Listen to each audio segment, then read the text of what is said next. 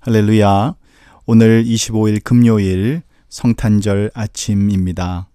오늘은 특별히 성탄절 아침을 맞이해서 우리가 보던 예레미야가 아니라 오늘 성탄절에 관한 말씀을 오늘과 내일 그렇게 이어서 묵상하도록 그렇게 하겠습니다.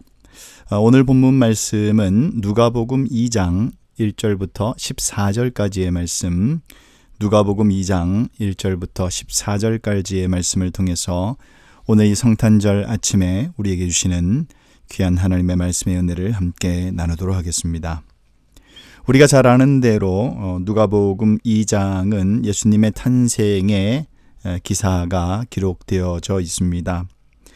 예수님의 탄생 역사적인 그 배경이 굉장히 중요하지요. 그래서 누가는 1절부터 3절에 예수님의 탄생에 관한 그러한 배경을 좀 자세하게 그렇게 설명을 하고 있습니다. 우리가 눈여겨볼 것은 그 당시의 역사적인 정황이 하나님 중심이라기보다는 황제 중심의 로마의 권위가 주가 되는 그러한 역사적 배경이 담겨져 있습니다. 그래서 누가는 이것을 드러내기 위해서 아구스토의 그러한 권력과 그리고 구레뇨의 호적 명령을 이용을 하고 있는 것입니다. 그래서 예수님의 탄생이 아구스토가 주장하는 평화의 시대에 있었다라는 것은 로마 황제가 아니라 예수님이 참된 구세주이시고 참된 주님이시며 참된 평화를 온 세계에 가지고 오시는 분임을 강조하고 선포하기 위해서 그러한 역사적 정황을 특별히 누가가 기록을 하고 있는 것으로 그렇게 보여집니다. 로마가 외치는 평화, 세상이 외치는 평화는 진정한 평화를 이 땅에 가져다 줄 수 없는 것이죠. 오직 예수 그리스도만이 이 땅에 진정한 평화의 왕으로 오신 분임을 우리가 말씀을 통해서 다시 한번 알 수가 있습니다. 1절부터 3절까지의 내용을 좀 더 자세하게 살펴보면은 로마의 통치자가 그때의 옥타비아누스, 곧 아구스토라고도 하죠. 그가 한 가지 정책을 언급하는데 바로 호적 등록 정책입니다. 목적은 분명합니다. 세금을 산정하려는 목적이죠. 그리고 로마의 속국으로 살고 있는 주민들에게 그래서 호적 등록을 명해서 이 칙령에 따라서 모든 유대인들은 자기 조상의 고향에 가서 호적 등록을 할 수밖에 없는 이제 그러한 칙령을 명령을 하지요. 그래서 이 칙령은 통치자가 베들레헴에서 나온다라는 그러한 하나님의 약속이 이루어지도록 이끌어낸 미가서 5장 1절, 2절에 이제 그렇게 예언이 되어 있습니다. 그래서 이 기록과 이 예언을 이루시기 위해서 오히려 하나님께서는 로마를 사용하시는 이제 그러한 정황으로 믿음의 눈으로 볼 때에 그렇게 볼 수가 있겠죠. 아구스투스 황제 때부터 시작된 이 로마의 평화의 시기에 하나님께서는 평화의 왕 예수님을 이 땅에 보내셨다라는 사실은 굉장히 중요한 의미를 가지고 있겠습니다. 누가는 이렇게 예수님의 탄생을 세계사 속에 위치를 시킵니다. 그리고 진정한 평화의 왕이 예수 그리스도이심을 온 인류의 역사 위에 공포를 하는 것이죠. 4절, 5절 넘어가서 보도록 하겠습니다. 여기서는 요셉과 마리아가 이제 베들레헴으로 내려가는 이제 그러한 상황을 묘사하고 있습니다.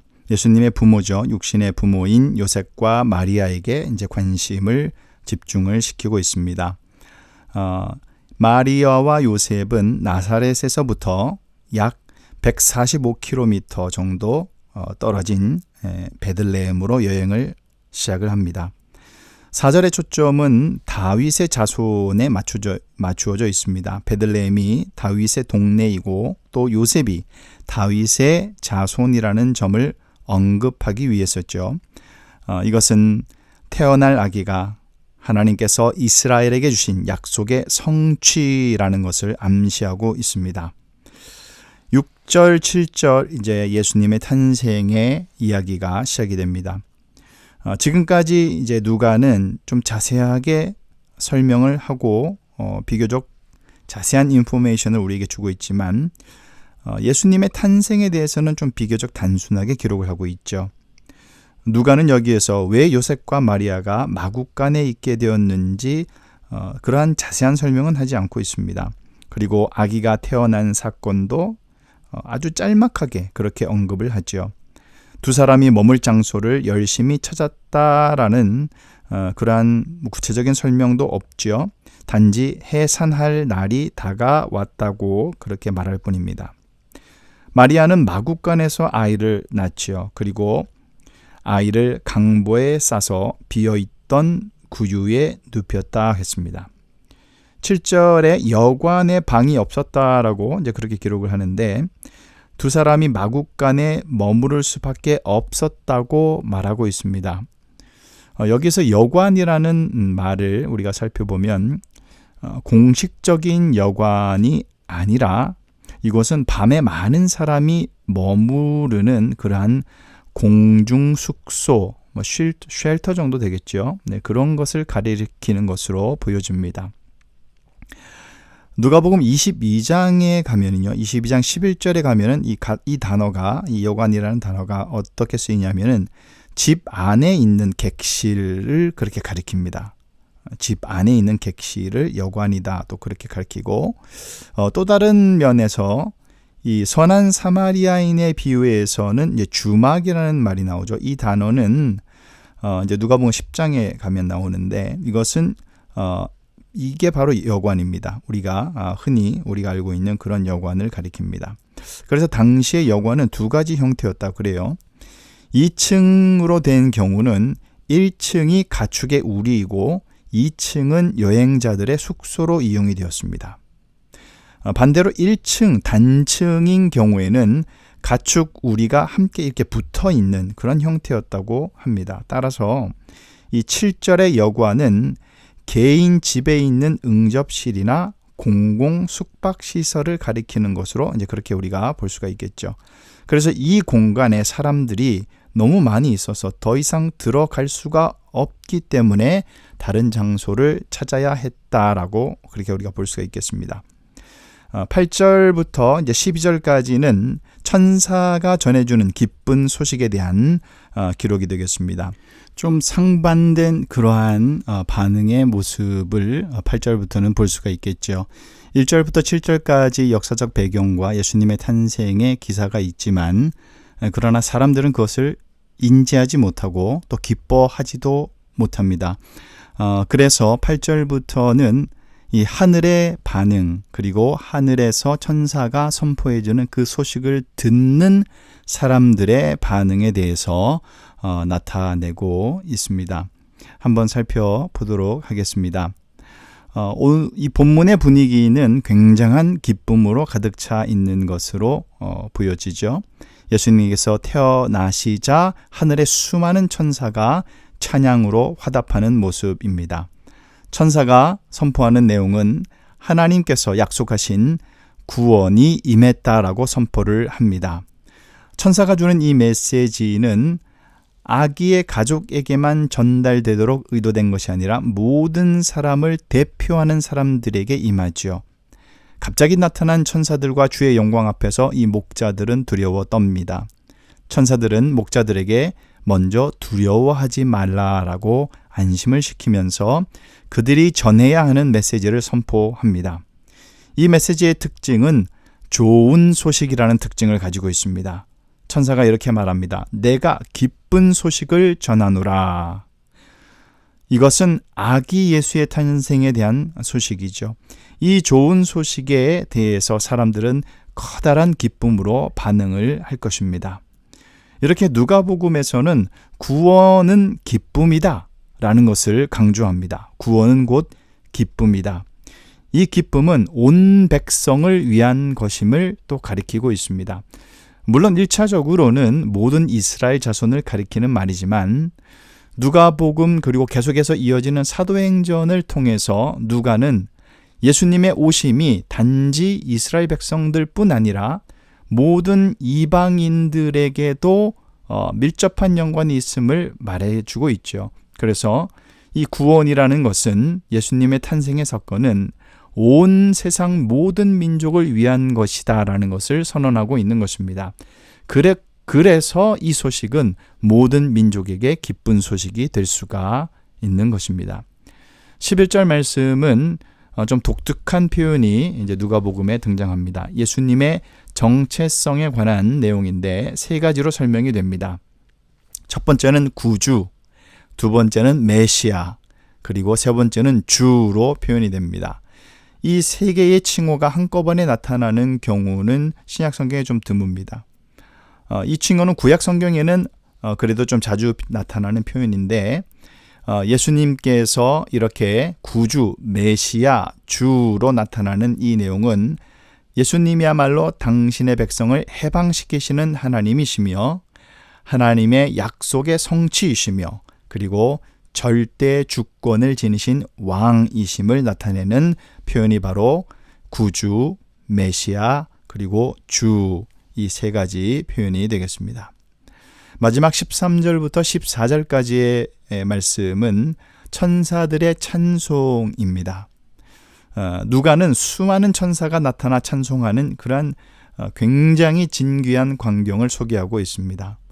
영광과 평화, 그리고 지극히 높은 곳과 땅, 하나님과 사람들이 이렇게 서로 짝을 이루며 연결되어 있는 이제 그러한 표현을 나타내고 있죠. 하늘에서는 천사들이 하나님을 찬양하고 땅에서는 사람들이 평화를 누리는 이 평화는 하나님과 사람 사이의 화목한 진정한 평화를 말하고 있습니다.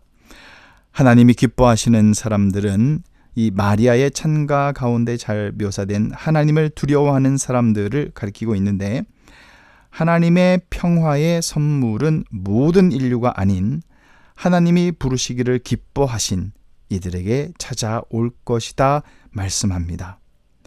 구원의 사역은 하늘에서 땅으로 임하고 하나님의 기뻐하심을 받은 사람들의 반응은 땅에서 하늘을 향해 올라갈 것입니다. 그래서 이 땅에 가장 기쁜 구원의 소식을 들었던 그 목자들은 그들의 전심을 다해 기뻐함으로 반응을 하지요.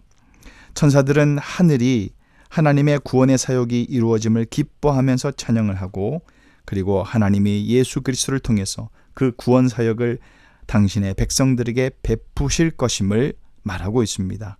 그 결과로서 하나님의 백성은 하나님이 베풀어 주시는 평안과 유익을 경험하게 되는 것입니다. 오늘 말씀을 정리하도록 하겠습니다. 하나님께서는 이 땅에 예수 그리스도를 보내심으로 세상의 중심이었던 그 당시의 역사의 중심이었던 로마가 외치는 평화와 전혀 본질적으로 다른 참된 평화가 누구인지 진정한 평강의 왕이 누구이신지를 나타내시고 또 드러내셨습니다. 그리고 누가는 이 메시아의 탄생이 특별히 비천하고 버림받은 사람들과 연결을 시키고 있습니다. 가이사의 칙령은 세계를 향한 것이지만 예수님의 탄생을 알리는 소식은 밤의 별빛 아래에 바위를 베개 삼고 가축 우리를 집삼아 야외에서 사는 목자들에게 임합니다. 예수님의 이러한 소박하고 단순한 탄생의 이 사건이 가지는 우주적인 사건과 뚜렷한 대조를 이루지요. 하나님의 모든 약속과 모든 인류의 소망이 바로 예수 그리스도에게로 초점을 맞추고 있습니다. 오늘 본문에서 가장 핵심적인 내용은 천사가 전한 소식 가운데 11절에서 말씀한 너희를 위하여 구주가 나셨으니 곧 그리스도 주시니라, 바로 이 말씀입니다. 예수님의 존재와 예수님의 생애는 구주와 메시아, 그리스도와 주라는 이 세 가지 용어로 압축이 됩니다. 이 기쁜 소식이 평범한 사람들에게 주어졌습니다.